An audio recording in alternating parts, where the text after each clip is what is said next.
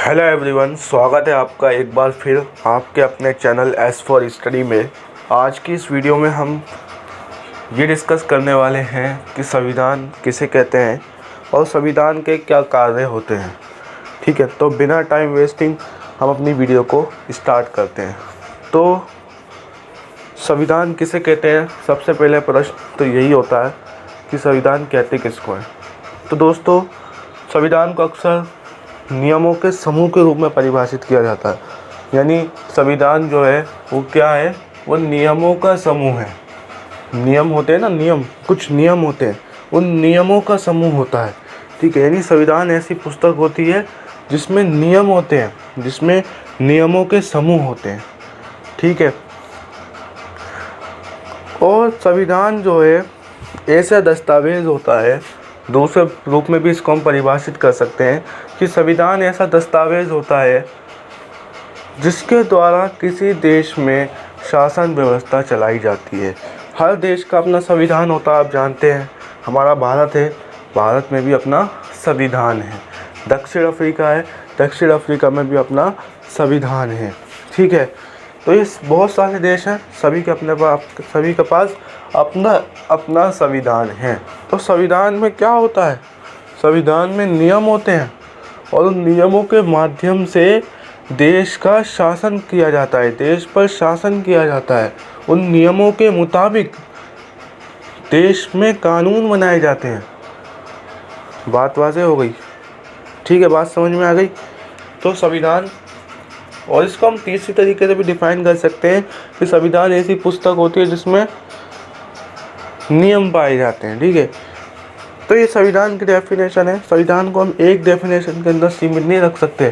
संविधान एक बहुत बड़ी अवधारणा है। ठीक है, इसको हम 2-3 लाइनों में नहीं समझ सकते। लेकिन अब बहरहाल अगर आपसे पूछो कोई संविधान किसे कहते हैं, तो हम इन 2-3 लाइनों में बता सकते हो कि संविधान नियमों का समूह होता है, ऐसा दस्तावेज होता है जिसके द्वारा शासन चलाया जाता है। हर देश का अपना संविधान होता है। ठीक है, 2-4 बातें आप बता सकते हो और पूछी भी यही जाती है। ठीक है, इससे अलग और कुछ पूछा भी नहीं जाता है। ठीक है, क्लियर हो गई बात?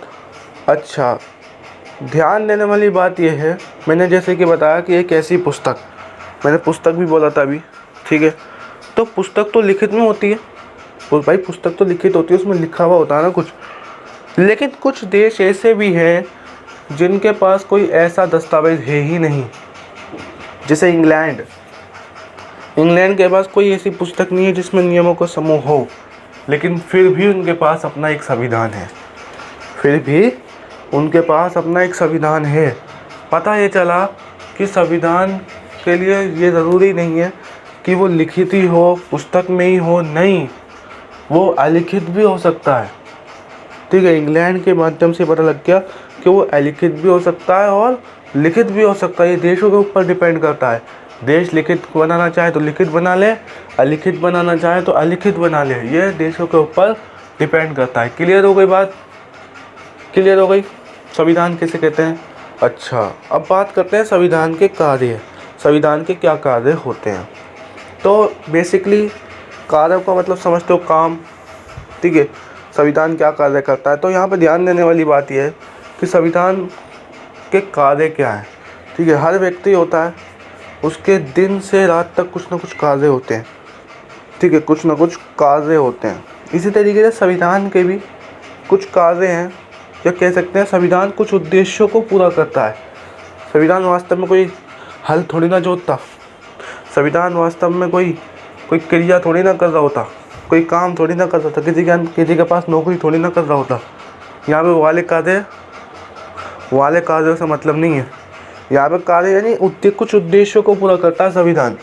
संविधान के कार्य का मतलब कि संविधान अगर कहीं भी किसी देश में अगर संविधान है तो वो इन उद्देश्यों को पूरा करेगा, इन कामों को पूरा करेगा। ठीक है, बात क्लियर हो गई संविधान के कार्यों से मुतालिक। तो संविधान के जो कार्य होते हैं, पहला कार्य क्या है संविधान का? संविधान का पहला कार्य है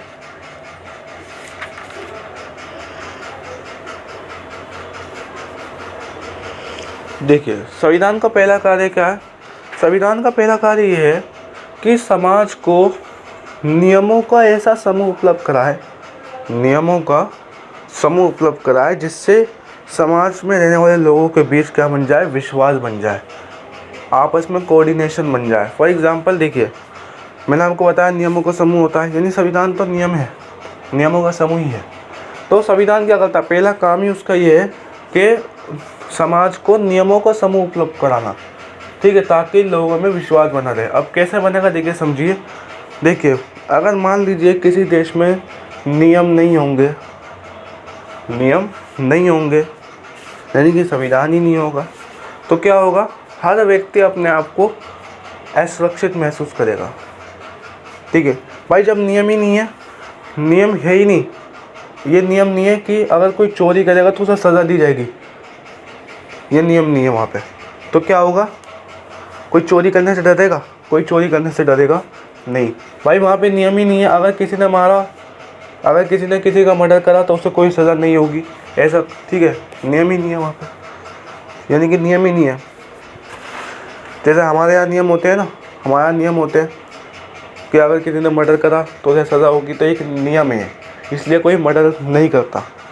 लेकिन अगर नियम ऐसा हो ही ना तो क्या होगा, हर कोई मर्डर करेगा एक दूसरे का, ठीक है, जब मन करेगा, जब भड़ास निकालनी होगी निकाल देगा।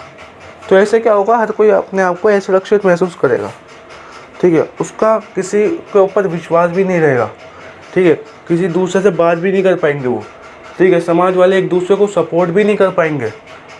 तो समझ में आ गया संविधान की क्या वैल्यू है।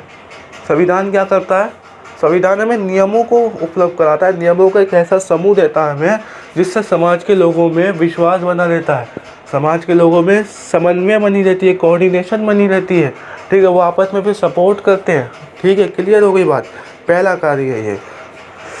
संविधान का दूसरा कार्य समझिए, देखिए कोई भी समाज होता है, क्योंकि संविधान तो है समाज में ही होता है, ठीक है, कोई भी समाज होता है तो उस समाज में कोई निर्णय लेने वाला भी हो। भाई कई बार क्या होता है, समाज के लोगों में कई बार जो है आपसी टकराव हो जाता है, ठीक है, उनमें जो है लड़ाइयाँ हो जाती हैं, झगड़े हो जाते हैं। तो ऐसी स्थिति में कोई ऐसा व्यक्ति तो होना चाहिए या कोई ऐसी शीर्ष पर कोई ऊंचाई संस्था होनी चाहिए जो निर्णय ले सके, ठीक है। तो निर्णय कौन ले, निर्णय कौन ले, फैसले कौन ले, ठीक है, ठीक है, हमारे देश में क्या होता है, सरकार लेती है निर्णय। तो कहने का मतलब यह है, संविधान का दूसरा कार्य समझिए क्या होता है।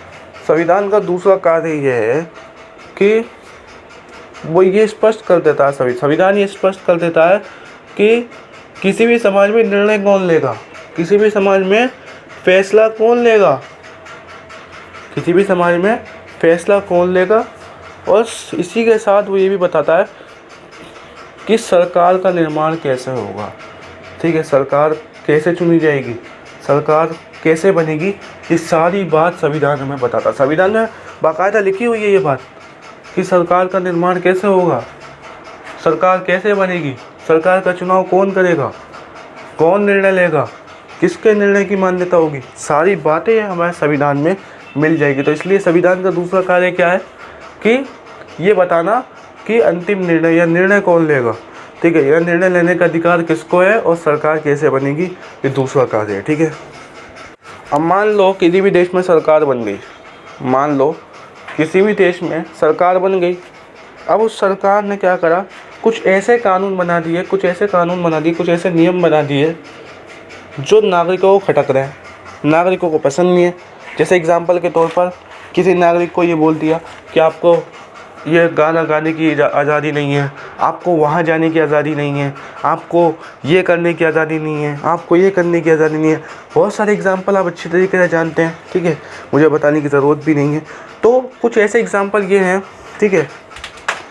तो ऐसे कुछ ऐसे यानी कुछ ऐसे कानून होते हैं जो नागरिकों को पसंद नहीं होते, ठीक है, नागरिकों को पसंद नहीं होते। तो ऐसी स्थिति में क्या होता है, क्या वो कानून वो उसका पालन करेगा, क्या वो नागरिक जो है मजबूरन उसका पालन करेगा। तो इसी का उपाय करने के लिए, इसी समस्या को हल करने के लिए संविधान का तीसरा कार्य क्या कहता है, संविधान का तीसरा कार्य ये है कि जो सरकार द्वारा जो भी कानून बनाए जा रहे हैं उनकी एक सीमा तय करना। यानी भाई वो एक सीमा में रहकर ही कानून बना सकते हैं, ठीक है, एक सीमा में रहकर ही कानून बना सकते हैं जिससे देश का फ़ायदा हो, जिससे नागरिकों का फ़ायदा हो, बस जिससे पर्यावरण का फ़ायदा हो। इन्हीं 3-4 चीज़ों पे वो कानून बना सकते हैं। क्लियर हो गई बात भाई? या तो समाज का फ़ायदा हो, या देश का फ़ायदा हो, या फिर पर्यावरण का फ़ायदा हो। क्लियर हो गई बात? कुछ ही सीमा है, नहीं सीमा है बस, इसी सीमा में रहकर वो कानून बना सकते हैं।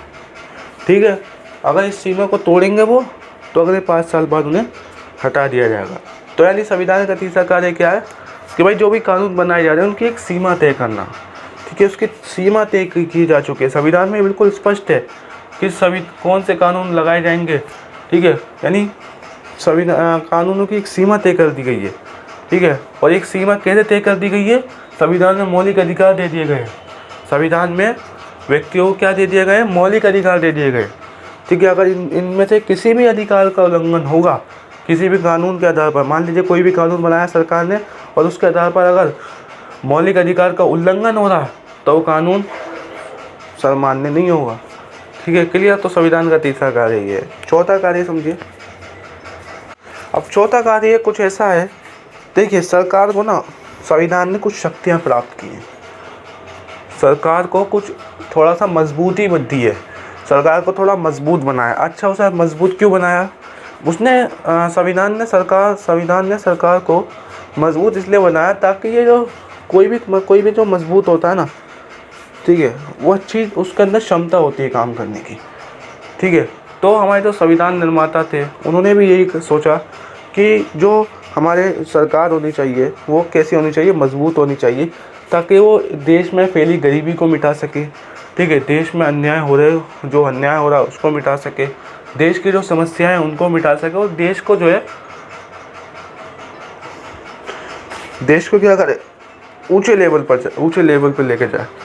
तो इसलिए क्या करा गया है कि संविधान के द्वारा कुछ सरकार को ना कुछ शक्तियाँ प्राप्त की गई हैं। तो संविधान का चौथा कार्य क्या है कि सरकार को मजबूती बनाना, सरकार को क्षमता देना, सरकार को ऐसी क्षमता देना जिसके द्वारा वो समाज का फ़ायदा दे सके, समाज का भला कर सके। ठीक है, और एक न्यायपूर्ण समाज की स्थापना के लिए उचित परिस्थितियों का पालन कर सके। ठीक है, संविधान ना ही ज़्यादा लचीला है ना ही ज़्यादा कठोर है। ठीक है, संविधान का चौथा कार्य ये। तो ये थे 4 कार्य संविधान के। ठीक है, आज छोटी सी वीडियो है, संविधान किसे कहते हैं, संविधान के 4 कार्य मैंने आपको बता दिए। पूरी डिटेल वीडियो थी। ठीक है, उम्मीद करता हूँ समझ में आई होगी। ठीक है, और इसके बाद मैं और कुछ भी इससे रिलेटेड ही कुछ वीडियोस डालूँगा।